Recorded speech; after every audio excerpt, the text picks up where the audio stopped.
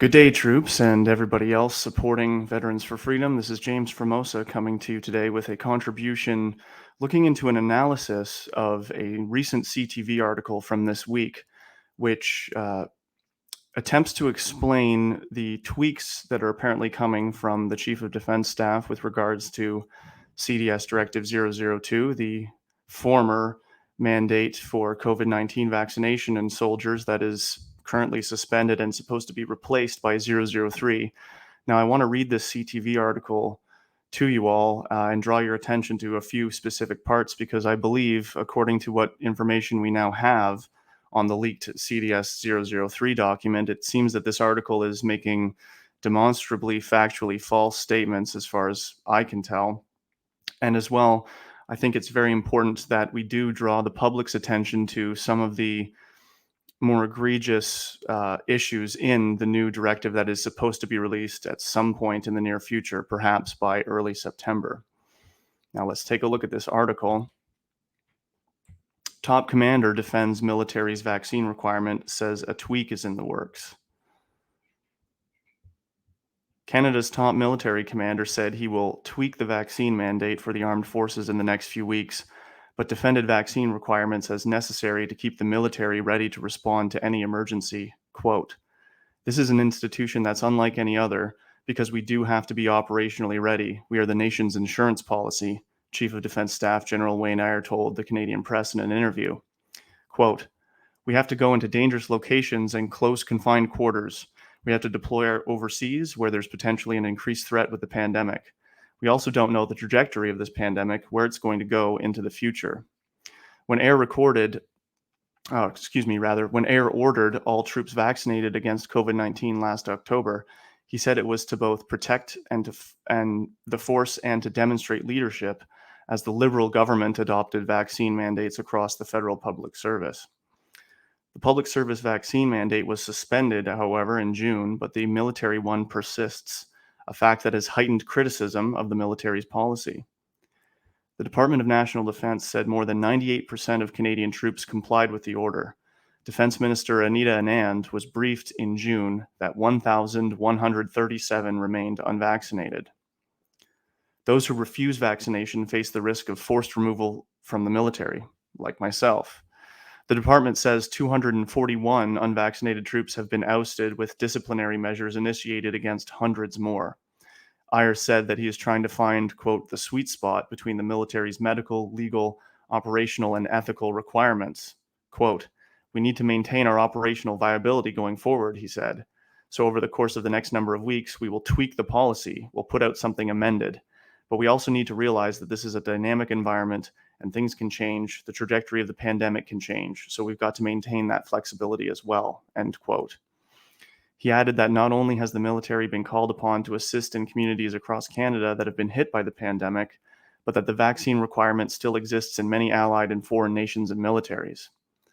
The US military still requires all troops to be vaccinated, as do some NATO facilities and bases. Quote, "There are going to be operational requirements where, to operate with allies, vaccination is going to be essential," he said. "But as we go forward, the options are being developed looking at those four factors that I talked about and finding the right balance."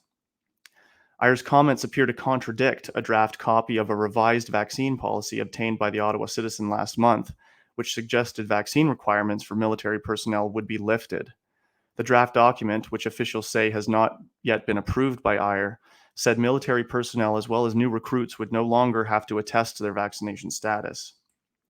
The document also noted potential legal difficulties ahead to deal with people who were kicked out of the military, like myself, because of the vaccine mandate, suggesting they could be forced to apply for re-enrollment. Now, keep this in mind, folks. This is something that's very important, and I will be going over CDS Directive 003 with you at the conclusion of this article to show that this seems to be demonstrably false. Nowhere from what I have seen in the leaked draft copy of CDS Directive 003 does it say that anyone could be forced to apply for re-enrollment. Rather, it looks like they're going to make it very difficult for anybody to re-enroll even if they wanted to, and that it would only be possible with a waiver signed by the Chief of Defense Staff himself. But we'll get to that at the conclusion of this article. Continuing on. By contrast, other unvaccinated federal public servants were put on leave without pay, but allowed to return to their jobs when the mandate was suspended. The military mandate was unsuccessfully challenged several times in federal court, most recently last month. Philip Miller, the London, Ontario-based lawyer who appeared before the court to seek an injunction on behalf of unvaccinated service members, said the court ultimately decided it couldn't rule on the issue until the new policy was released. Miller, who is also representing James Topp, an Army reservist charged with publicly speaking out against the federal vaccine mandates while wearing his uniform, said he was disappointed with the decision given the lack of timeline for the new policy. The military is deliberately dragging its feet on this new direction because it just wants to kick people out, Miller alleged, adding, "It's obviously a political policy, not an operational policy." Iyer would not say whether armed forces members are still being kicked out or whether such releases have been suspended pending the results of his review. The Defense Department says there have been more than 9,500 cases of COVID-19 among military personnel, including 113 active cases as of August 1st. It did not say whether there have been any deaths associated with the illness. I think we should all be keen to wonder why they won't release information like that as well. Now, to my first point, and arguably one of the most important ones, it is interesting that that article mentioned that members could be potentially forced to re-enroll in the armed forces. Now, if we actually go and look at the leaked draft copy of CDS Directive 003, which was provided to me by an anonymous source from within the military, it will show something that attests to the exact opposite.